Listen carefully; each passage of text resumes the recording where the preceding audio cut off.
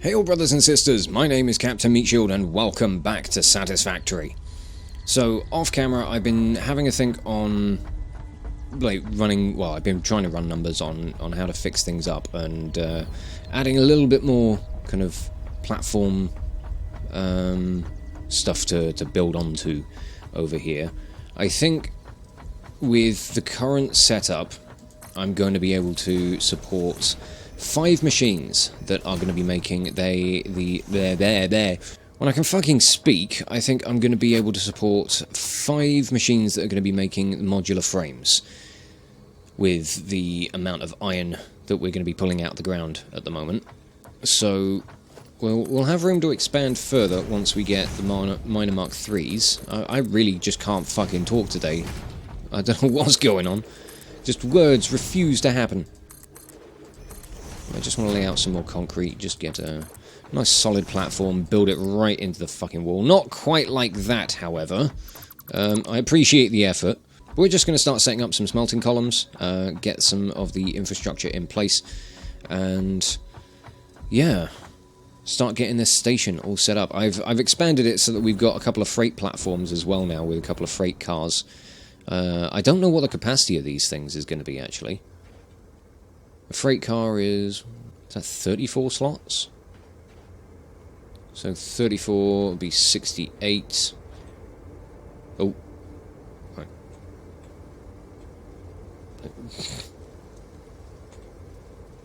It's not really letting me go anywhere because there's no power to the station. It's just randomly sitting my train for some reason.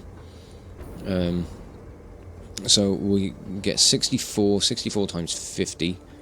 Ooh, that's going to be a lot of modular frames. I'm hoping we'll be able to support... We're not going to be able to support that sort of throughput. Not yet, anyway. But for now, let's start building some smelters and get something operational. And ultimately, this roof isn't going to need to go up, I think. We'll say 1, 2, 3, and 4. We'll just do our columns of 4, I suppose. In fact, we'll do that a little bit differently. If we do columns of 5, so they'll double up to 10. We only need to build 10 columns then. We'll find a way to balance the belts to get everything in place. So let me rework this. I just want to get the smelters as far in under everything over here as I can. So I want to get back to say about we'll go out to about here, I think. I'm going to have to pull the roof off most of this in order to be able to just get the bloody smelters in. All that time spent building a bloody platform above all of this is all for nothing. It's fine. I'm sure I can find a way to make all this stuff look good. Because I don't particularly want the smelters to have like a solid roof over them. I'd like to do sort of what I did with the copper add-on that we did for the steel smelting, of have kind of like a semi-open roof. Well, yeah, I say semi-open. Like a roof with holes in it. That's what I mean. Go for the technical term. It's going to be one big bastard of a smelting array, I can tell you that much.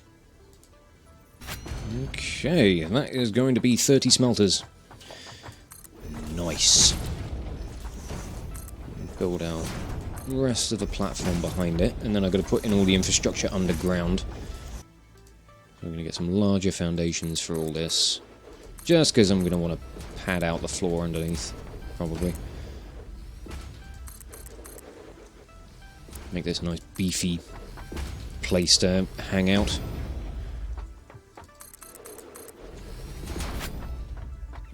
Right.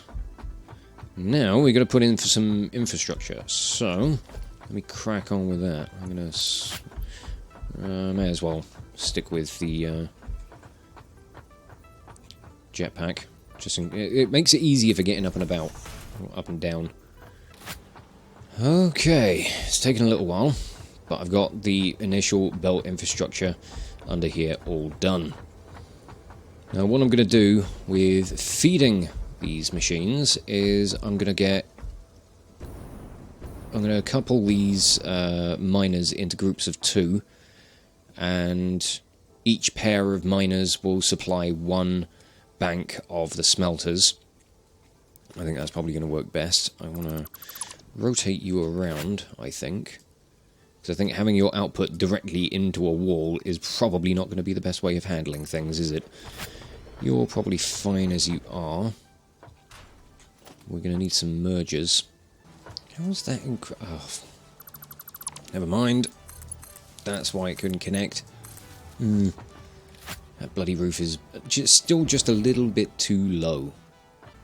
Okay, that's got these miners all rigged up with power connections, and the belts are all in place. I need to connect these up to the smelters. The only thing I haven't done is like sorted out. I'm just installing everything with basic belts at the moment. We'll fine-tune everything else as we get the system online. I pretty much just want to get the infrastructure in place so that we can just get things going and then alter it as we need. Now I'm out of belt. What speed belt are we going to need for this, actually? Because we're going to be bringing things in 300 per lane, so we're going to need Mark IV belts anyway. So, you know what? That'll do the trick. And then, yeah, going to Mark 1 down here. That's going to need to be a speed of at least 150, so we're going to need Mark 3 belts on this bit. These central ones are going to get, like, filled up most, I reckon. Because that's going to split, that's going to bring 300 in, split to 150 each side. And then we're going to have, yeah, 75 being split 3 ways. Is that correct? That doesn't seem right. No, 900 divided by 30 equals 30 smelters. Now, I have done this right. No, wait, yeah, I'm getting all confused. So, yeah. This belt's going to bring in 150, or 300, 150, then 150 getting split 3 ways. So it's going to send 50 a minute off to this central one, 50 a minute down here, and 50 a minute down here, when ultimately we need 60 on the outside ones and just 30 going to this one. Now that I've got my numbers correct, fantastic, we can start getting everything else in place, and I think I haven't got any quick wire. That's what I think. I was thinking of trying to rig the smelters up with power, but you know what, we can probably just get away with this on single regular power lines. Did I just... I didn't even realise you could make that sort of connection. The actual fuck. I need to connect to the power lines and then the smelters, not smelter to smelter, because that doesn't work, does it? I dread to think how much power this whole thing is going to draw once I get the entire system online and running all at once. That's gonna be quite the power drain. I mean, it's a good job that we've got an expanded power network now, and there's still room to do more over with oil too. Plenty more. So, not so much to worry about. But yeah, this is going to be one hell of a drain on the network. Just on the smelters. Oh, don't connect there. Right, that's power for them all. I need to finish the belts and actually connect things up to the main grid. But I'm thinking what I'm likely to do is like I used to do with Factorio. Probably going to have like the rail lines be the main kind of conduit for the power connections. So the power lines will run along with the rail lines to connect outposts and all that good stuff. It may not be like massively efficient going all the way around everywhere, because some places are likely to be a little more out of the way and not necessarily have a train station But I think overall it could be a good way of setting things up. It does just kind of keep things together a bit. We can straighten up that corner, can't we? Alright, that's everything on this side done, bar, like, finishing the upgrades on these belts.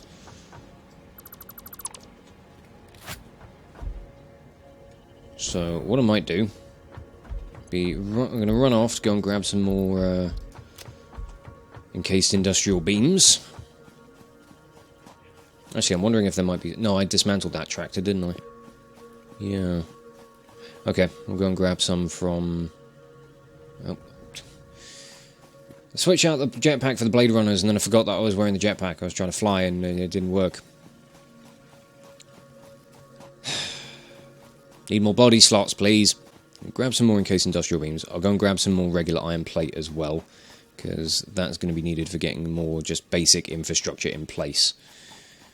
Then we'll connect up the other miners, get all the infrastructure in place for those, and I think we can probably just get the system online for that lot, and then think about what we've done, really. Okay, I got a little bit distracted because I just wanted to kind of give myself a visual idea of how much I needed to build here. So, we're going to go with 5 assemblers making modular frames, just to start us off with. So we've got that, we've got a little beacon here, listing 5 mod frame.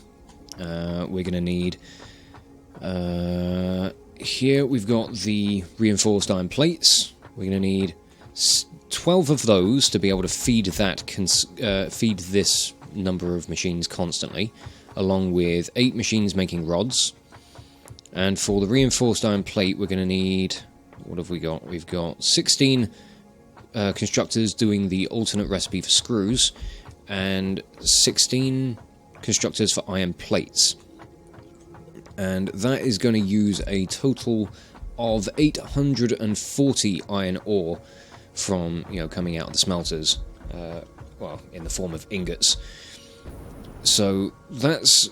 Those are the numbers. Those are what we're going to be working with, and my plan is to try and build everything from the smelters onwards to be expandable. So the worst that we'll have to do with things down here is just kind of shift the belts about, maybe do a little bit of belt merging, just to get things... make things expandable, but we should be able to sort that with relative ease.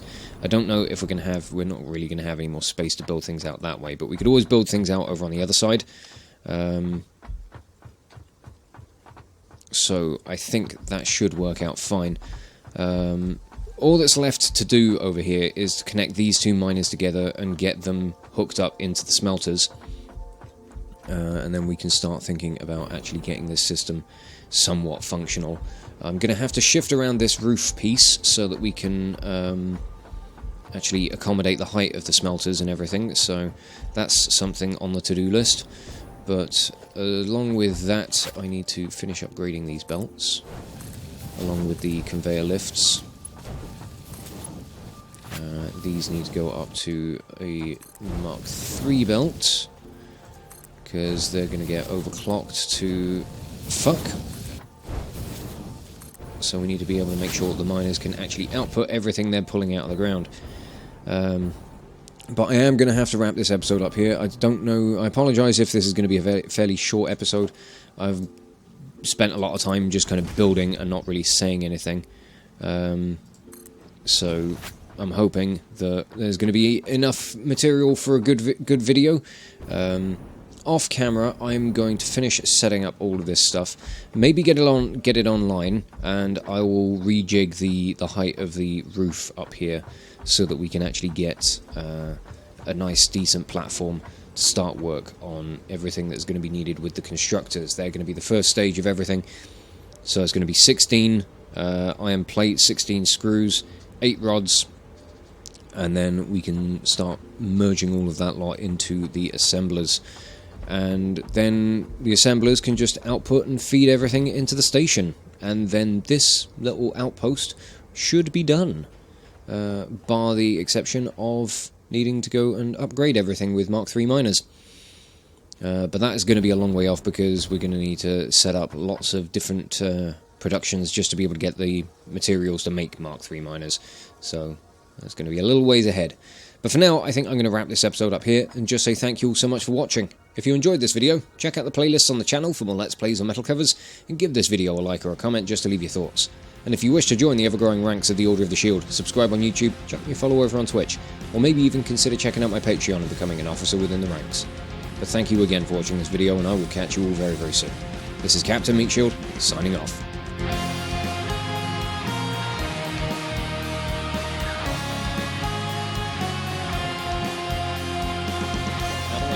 Right, okay, oh god. Oh, this drive's like... Oh, I'd forgotten how bad this was. You fuck off, mate.